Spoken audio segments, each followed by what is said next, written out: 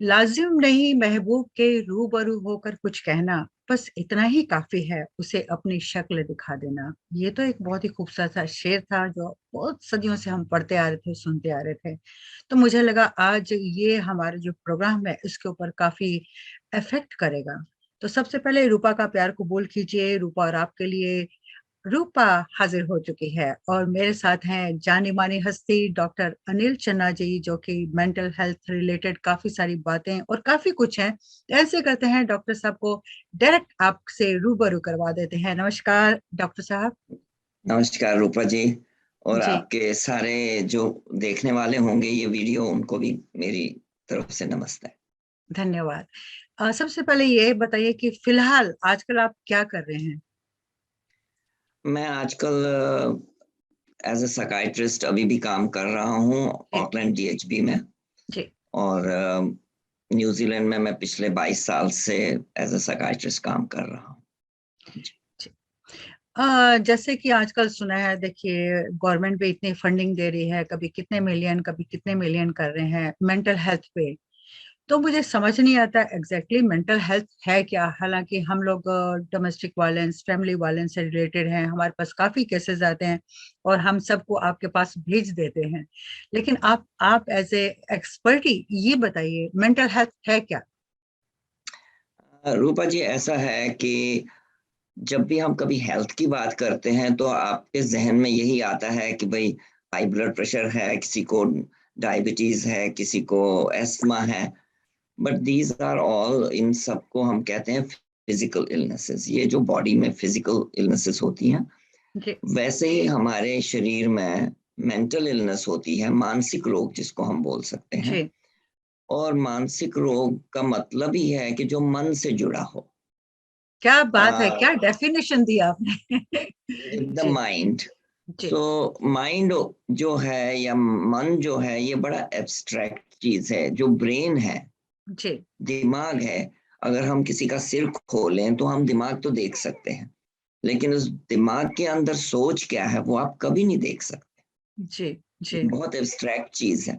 अब चूंकि मन एक एब्स्ट्रैक्ट चीज है, तो उसमें जब कोई परिवर्तन आता है, जब उसमें चेंजेस आती हैं, जब उसमें कोई इलनेस होती है, वो भी बड़ी एब्स्ट्रैक्ट सी होती है, इसलिए लोगों को समझ नहीं आती। हम्म, लेकिन हम्म, उदाहरण के तौर पे मैं आपको ये बताऊं कि जब लोग डिप्रेस्ड हो जाते हैं, अब आप किसी से मिलते हैं और आपको लगता है कि ये आदमी या ये औरत पहले जैसे नहीं है, इसमें एग्जैक्टली। वो रौनक नहीं है, इसमें हम्म, वो चाहत नहीं है, इसमें वो मोटिवेशन नहीं है, हम्म, बुझा बुझा सा है कोई। हम्म, तो वो क्या है? वो एक मानसिक रोग है। वैसे ही कई लोगों में एंजाइटी आजकल बहुत कॉमन हो गई है। जी, हर जी, बात पे परेशान होना, हर बात पे घबराना। उसकी वजह से मैंने इन 20 सालों में यहीं पर अपनी ही कम्युनिटी में देखी हैं कुछ लेडीज स्पेशली, हम्म, कि जिन्होंने गाड़ी चलाना बंद कर दिया है। एक ने तो जॉब भी छोड़ दिया 10-12 साल से। रियली। एक तो घर से नहीं निकलती। हम्म, और फैमिली को या उस पर्सन को ये नहीं लग रहा कि ये कोई इलनेस है। हम्म, नहीं नहीं, मेरे को, मैं अच्छी हूँ, मैं तो घर पर ही ठीक हूँ, मुझे अच्छा नहीं लगता बाहर जाना। भैया तुम सारी जिंदगी बाहर जाते थे, अब क्या हुआ? अब क्या हुआ। अब क्या हुआ कि जब वो बाहर जाती है उसको एंजाइटी होती है, हम्म, तो बाहर नहीं जाती है तो शी फील्स गुड। तो ये हैं डिफरेंट एग्जांपल्स मैं आपको दे रहा था ऑफ मेंटल इलनेस। क्योंकि मेंटल इलनेस को समझना और पिन पॉइंट करना इतना इजी नहीं है, जैसे कि भाई किसी की हड्डी टूट गई तो वो तो 1 मिनट में पता लग जाता। पता चल जाता है जी। बिल्कुल। अच्छा, ये जैसे अब आपने कहा भी मेंटल इलनेस जो है दिमाग की या मन की स्थिति होती है, तो लोग इसे एक्सेप्ट क्यों नहीं करते और कैसे एक्सेप्ट करवाना चाहिए।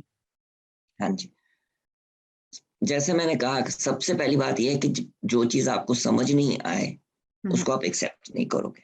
हम्म, अब मैं आपको बोलूं कि भाई आपको डिप्रेशन है, और हम्म, आप मेरे से सवाल करोगे कि हाउ डू यू नो, हम्म, आपको कैसे मालूम है मुझे डिप्रेशन है? हम्म, अब ऑन द अदर हैंड, अगर मैं आपको बोलूं कि आपको निमोनिया है, तो आप पूछोगे कैसे आपको पता चला? तो मैं एक एक्सरे करके आपको एक्सरे दिखा देता हूँ कि भाई ये रहा निमोनिया, इसमें दिख रहा है, हम्म, हड्डी टूटी है, तो हम एक एक्सरे कर हम्म, लेंगे या स्कैन कर लेंगे और जी, देख सकते हैं। अब ये तो मैं आपको दिखा नहीं सकता। हम्म, तो सबसे पहली बात है कि जो चीज समझ नहीं आ रही है उसको एक्सेप्ट करना बड़ा मुश्किल है। दूसरी बात ये है कि हमारी जो ये मेंटल इलनेसेस होती हैं, कई मेंटल इलनेसेस का एक सिम्टम ही यही है कि समझ नहीं आना। अब मेरे को ये प्रॉब्लम स्टार्ट हो गई है कि मेरे को हर एक पे शक हो रहा है। मुझे लगता है एग्जैक्टली। कि मेरे फैमिली मेंबर्स मेरे अगेंस्ट हो रहे हैं, हम्म, ये कुछ प्लॉट कर रहे हैं मेरे अगेंस्ट। हम्म, अब आप मुझको कहते हो कि ये तो मेंटल इलनेस है, मैं कहता हूँ नहीं, ये तो हम्म, मेंटल इलनेस नहीं है, ये तो रियलिटी है, क्योंकि ये मेरे लिए रियलिटी है। हम्म, तो ये जो है ये एक सिम्टम है itself of the mental illness. जी, तीसरी जी, बात ये है कि जब किसी को आप बोलिए मेंटल इलनेस ना भी हो, कोई आता है और उसको डॉक्टर कहता है कि देखिए आपको तो कैंसर है, हम्म, सो पहली हमारी रिएक्शन क्या होती है, उसको हम बोलते हैं डिनायल, कि नहीं नहीं मेरे क्या साथ तो क्या ऐसा कहते हुआ। हैं?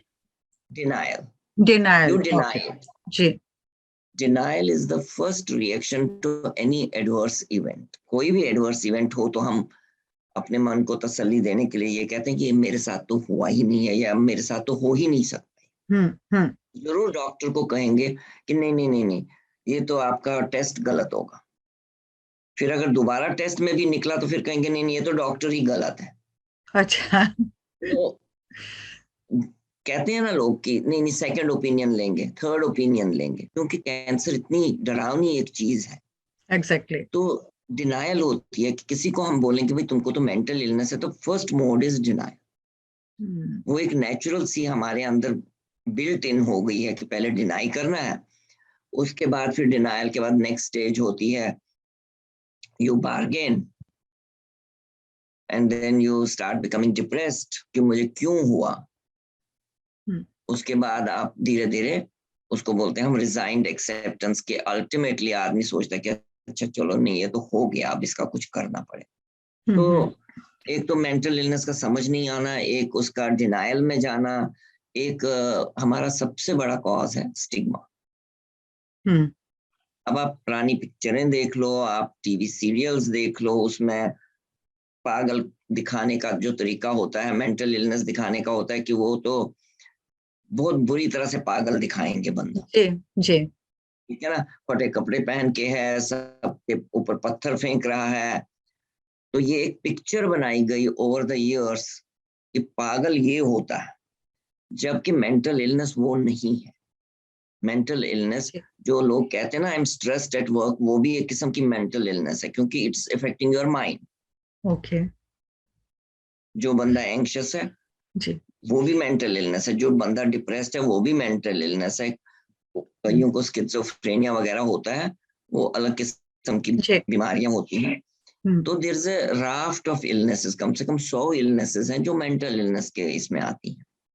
जी, वही मैं कह रही थी कि जैसे आपने कहा कि इतनी सारी चीजें हैं, लेकिन जिस बंदे पे है ठीक ठाक है, देखने में सब कुछ है, तो आपको अगर आप डायग्नोस करते हैं कि इसमें प्रॉब्लम है, तो हम उसे कैसे, उसकी एक्सेप्टेंस कैसे ले? बिना उसकी एक्सेप्टेंस के या उसकी परमिशन के तो हम कुछ नहीं कर सकते ना। बिल्कुल बिल्कुल, देखिए इसीलिए क्या है कि अगर फैमिली में किसी को लगता है कि कोई है जिसको जी, उनको लगता है कि हमको हेल्प चाहिए, hmm, they should talk to the GP. Hmm, but most mostly जो होता है वो आपको स्पेशलिस्ट के पास जाना पड़ता है, साइकाइट्रिस्ट के पास ही जाना पड़ता है। जी, अब साइकाइट्रिस्ट की जो ट्रेनिंग होती है, साइकाइट्रिस्ट की जो एक्सपीरियंस होती है, वो ऐसी होती है कि हम असेस भी करते हैं कि भैया है कि नहीं है, जी, और अगर कोई मेंटल इलनेस है तो कौन सी मेंटल इलनेस है। Hmm, so that is part of the assessment. लेकिन असेसमेंट के साथ साथ उस पर्सन को, उस पेशेंट को ये उसके संज्ञान में लाना या उसको समझाना कि ये एक इलनेस है, हम्म, वो भी एक आर्ट है। हम्म, आप सीधा किसी को बोलोगे भैया तुमको तो मेंटल इलनेस है, तो वो तो कभी नहीं मानता है। जी, लेकिन जी, एक जी, समझाने का और एक क्वेश्चन आंसर करके उसी पर्सन को धीरे धीरे वो खुद ही समझना शुरू करे, कि हाँ, ये जो मैं कर रहा हूँ ये बिल्कुल नॉर्मल नहीं है। जी, एंड इट टेक्स टाइम, ये नहीं है कि एक बार में हो जाएगा, कई बार तो महीनों लग जाते हैं इससे पहले जी। कि पेशेंट एग्री करे कि है। जैसे कि आप इसमें स्पेशलिस्ट हैं और आपको इंस्टेंट पता चल जाता है, देखते ही, बात करते हुए, इंटरव्यू लेते हुए उनसे भी। तो जैसे हम लोग आम लोग हैं, मैं जैसे काउंसलिंग या रूपा और आप हमारा चैरिटेबल ट्रस्ट है, उसमें कोई आता है, तो पहले बिगिनिंग में हम लोग क्या कर सकते हैं आपके पास आने से पहले? बस सिर्फ उनको मोटिवेट कर सकते हैं कि भैया आप एक बार किसी डॉक्टर से मिल तो लो बस। अच्छा। अगर वो मिल लें, हम्म। और हमारे पास तो अभी रिसेंट एग्जांपल है एक, जो आप ही ने किसी को रेफर ठीक, किया था ठीक, और हमने ठीक। उसको वहां पे देखा आपके ऑफिस में। जी, तो वो बंदा तो यही समझ रहा है कि वो तो ठीक है, जी। और जो उसका डर है वो सही है। और लेकिन फिर धीरे धीरे हम बात करके उससे उसको समझा रहे हैं कि भैया वो डर जो है वो तुम्हारे दिल में है, जहन में है, लेकिन एक्चुअली में नहीं है। तो उसमें बिल्कुल। फिर टाइम लगता है, उसमें फिर टाइम। डर भी मुझे लगता है एक किस्म से इलनेस है, बहुत जबरदस्त जो। देखिए ऐसा है, डर हम सबको लगता है, हम्म। लेकिन जब डर हद से एक्सट्रीम। गुजर जाए, जी, जब हद से गुजर जाए, तो फिर तो वो नॉर्मल नहीं है। एंक्शस हम सब होते हैं, हम एग्जाम देने के लिए जाते हैं, हम एंक्शस हो जाते हैं। हमने जी। किसी 100 लोगों के सामने बात करनी है, लेक्चर देना है, तो एंक्शस हो जाते हैं, बिल्कुल। That's normal. लेकिन अब हम हर छोटी से छोटी बात पे भी वही उतनी ही एंजाइटी रखें, फिर वो एबनॉर्मल हो जाता क्या बात है।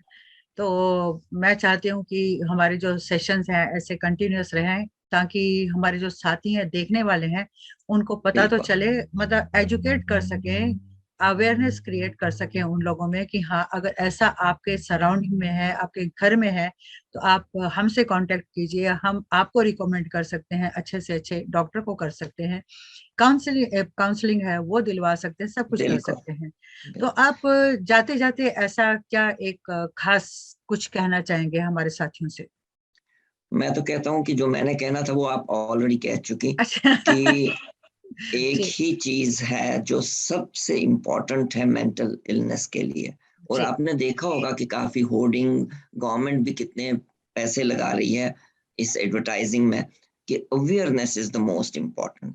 ट्रू, और ट्रू। वो अवेयरनेस सिर्फ पेशेंट्स के लिए नहीं है, वो अवेयरनेस हमारी पेशेंट के लिए, हम पेशेंट्स की फैमिलीज के लिए, पेशेंट्स की कम्युनिटीज के लिए और सोसाइटी के लिए है।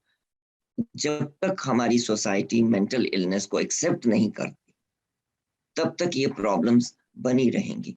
हमको, मैं बस जाते जाते ये कहना चाहता हूँ कि in the last 5 to 7 years, mental illness जो है, that is a bigger killer than the heart disease or the diabetes or any other physical illness.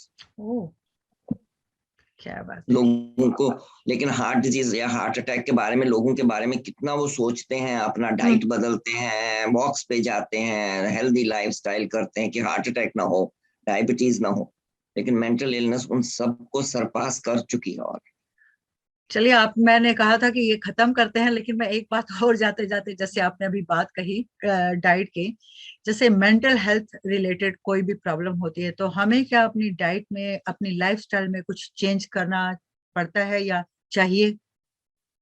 Depend करता है कि क्या इलनेस है।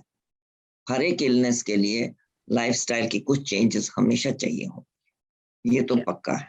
चाहे वो जी, फिजिकल इलनेस हो, चाहे वो, जिसको एस्थमा होता है उसको हम क्या कहते हैं कि भैया ऐसी जगह पे रहो जहाँ पे हवा साफ हो, जी। ठीक है, ऐसे प्रोफेशन में नहीं जाओ जहाँ पोल्यूशन है। हम्म।